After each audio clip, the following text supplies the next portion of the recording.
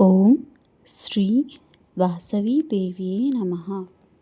ఈరోజు ఎంతో పవిత్రమైన రోజు, వాసవి జయంతి.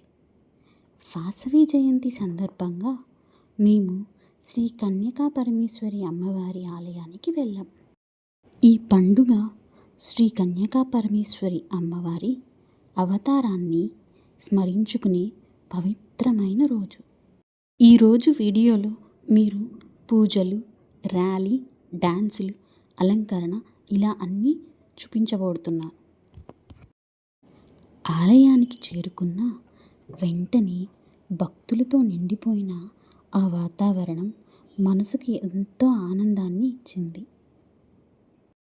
అమ్మవారిని పూలతో అద్భుతంగా అలంకరించారు. ఆ అలంకరణలో అమ్మవారిని చూస్తుంటే రెండు కళ్ళు సరిపోవట్లేదని చెప్పచ్చు. ప్రతి చోట భక్తి పరవశం కనిపిస్తోంది. ముందుగా అమ్మవారిని దర్శించుకుని తరువాత జరిగే పూజలలో పాల్గొన్నాం.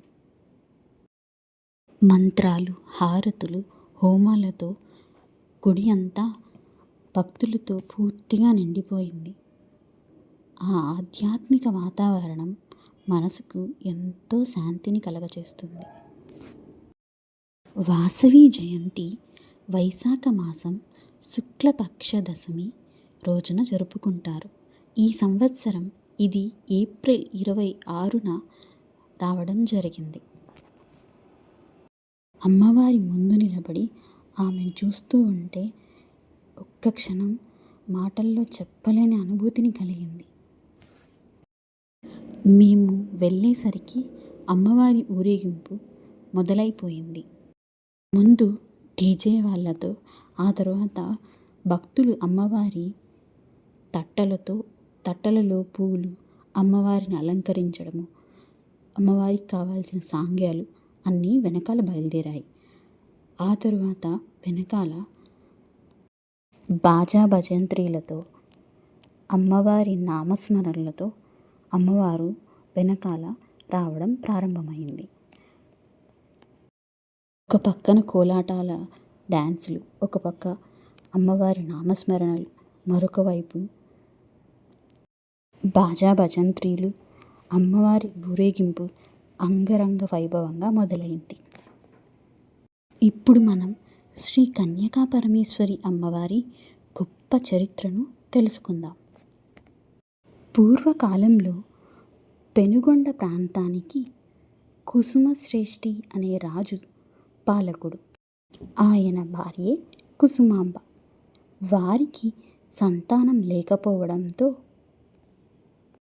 గురువు సూచనతో పుత్రకామేష్టి యజ్ఞం నిర్వహించారు. ఆ యజ్ఞంలో ఆదిపరాశక్తి ప్రత్యక్షమై 2 పళ్ళను ఇచ్చింది. మిగతా కథను పార్ట్ 2లో ఉంది, తప్పకుండా చూడండి. మరిన్ని డివైన్ అప్డేట్స్ కోసం శ్రీజయ వ్లాగ్స్ని సబ్స్క్రైబ్ చేయండి. మీకు ఈ వీడియో నచ్చితే లైక్ చేయండి, మీ ఫ్యామిలీ మెంబర్స్తో షేర్ చేసుకోండి.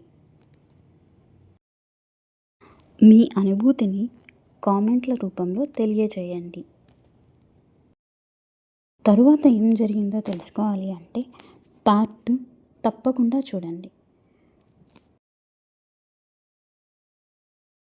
ఓం శ్రీ వాసవీదేవియే నమః.